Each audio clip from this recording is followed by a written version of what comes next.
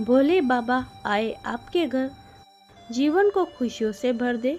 न हो जीवन में कोई दुख, घर परिवार बना रहे सुखी।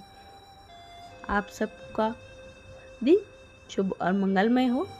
भगवान भोलेनाथ की कृपा आप और आपके परिवार पर बनी रहे। आज हम सावन शिवरात्रि की व्रत कथा सुनेंगे। आप हमारे चैनल पर श्रावण मास महात्म्य की कथा भी श्रवण कर सकते हैं। आप सबसे छोटा सा अनुरोध है, आपको ये कथा अच्छी लगे तो इसे लाइक करें और कमेंट में ओम नमः शिवाय लिखना ना भूलें। सावन शिवरात्रि का व्रत सावन महीने की कृष्ण पक्ष की चतुर्दशी तिथि को मनाया जाता है। कहा जाता है इस दिन भगवान शिव की व्रत कथा का पाठ करने से व्यक्ति के सारे कष्ट दूर हो जाते हैं। श्रावण शिवरात्रि व्रत का सनातन धर्म में विशेष महत्व माना गया है। हिंदू पंचांग के अनुसार श्रावण में शिवरात्रि का व्रत शुक्रवार 2 अगस्त 2024 को रखा जाएगा। इस व्रत को करने से मनुष्य के सारे दुख दूर हो जाते हैं और भगवान शिव की विशेष कृपा प्राप्त होती है। इस दिन भगवान शिव की विधि विधान के साथ पूजा करनी चाहिए। इसके साथ ही श्रावण शिवरात्रि का व्रत करें और कथा जरूर सुने। बिना कथा सुने व्रत अधूरा माना जाता है। धार्मिक कथा के अनुसार एक नगर में चित्रभानु नाम का एक शिकारी रहता था, जो जंगल में जानवरों का शिकार करके अपना घर चलाता था। शिकारी के ऊपर साहूकार का काफी कर्जा था, लेकिन कर्ज न चुकाने के कारण क्रोधी साहूकार ने उसको बंदी बना लिया था। जिस दिन साहूकार ने उसे बंदी बनाया वह शिवरात्रि का दिन था। बंदी रहते हुए शिकारी शिव संबंधी धार्मिक बातें सुनता रहा और वहीं उसने शिवरात्रि व्रत की कथा भी सुनी। ऐसे शुरू हुआ व्रत। शिकारी का पूरा दिन ऐसे ही गुजर गया। शाम को साहूकार ने चित्रभानु को एक दिन का समय दिया कर्ज चुकाने के लिए और उसे छोड़ दिया। कर्ज चुकाने के लिए चित्रभानु पर दिए गए कर्ज चुकाने के लिए चित्रभानु पूरे दिन बिना कुछ खाए पिए जंगल में शिकार ढूंढते हुए बिता दिया।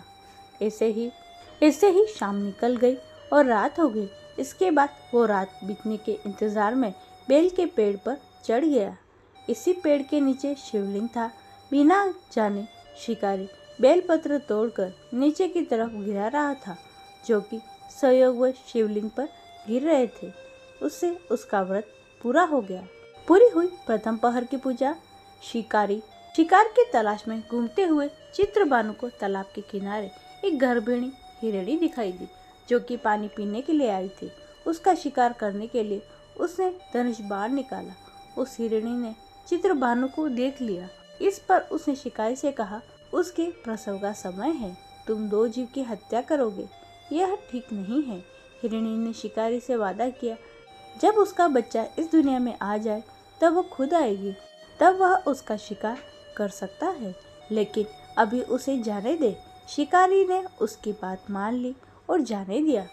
इसके बाद प्रत्यंचा चढ़ाने तथा ढीली करते समय कुछ शिवलिंग पर कुछ और बेलपत्र गिर गए।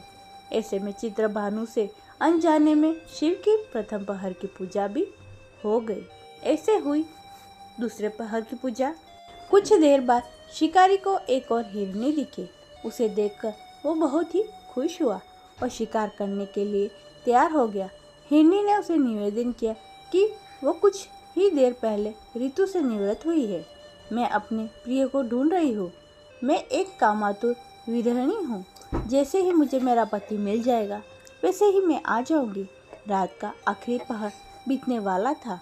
इस बार भी चित्रभानु को बेलपत्र टूटकर शिवलिंग पर गिर गए। चित्रभानु से बेलपत्र टूटकर शिवलिंग पर गिर गए। इससे दूसरे पहर की पूजा भी पूर्ण हो गई। तीसरे पहर की पूजा। 2 शिकार को खोकर शिकारी चिंता में पड़ गया था। रात्रि को आखिरी पहर बीतने को था, तभी एक अन्य मृगी अपने बच्चों के साथ उधर से निकली। शिकारी ने उसे तुरंत देख के धनुष पर तीर चढ़ा दिया। तीर छूटने को ही था कि मृगी बोली, मैं इन बच्चों को इनके पिता के हवाले करके लौट आऊंगी। उस समय मुझे मार देना। मुझे मत मारो, दो शिकार खोकर शिकारी चिंता में पड़ गया। रात्रि का आखिरी पहर बीतने को था।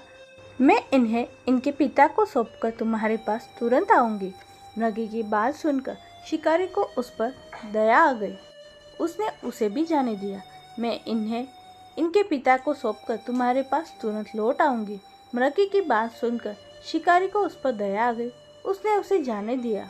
शिकारी न पाने के कारण परेशान होकर पेड़ के नीचे बैठ गया।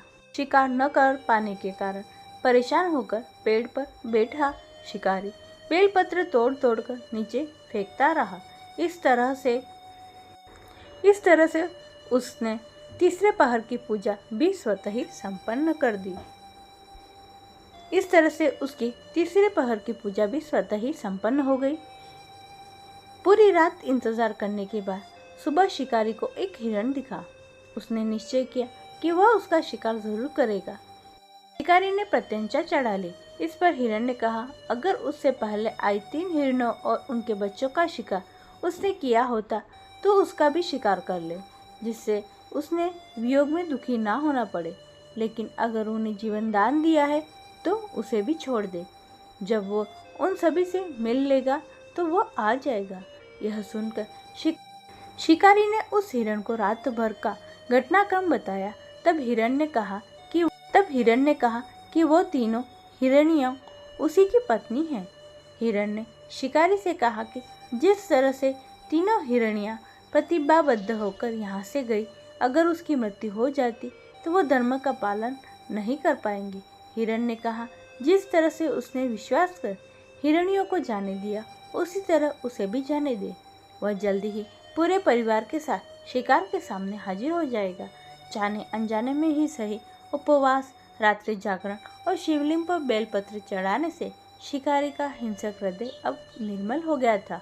उसके हाथ से धनुष छूट गया और उसने मृग को जाने दिया।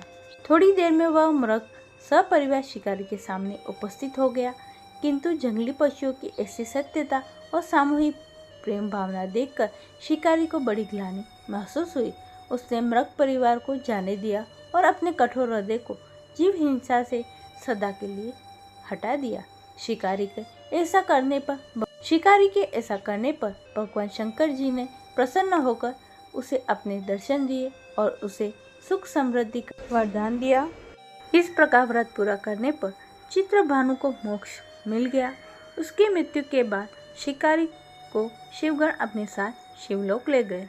ये थी आज की शिवरात्रि की कथा। आशा करती हूँ आपको अच्छी लगी होगी।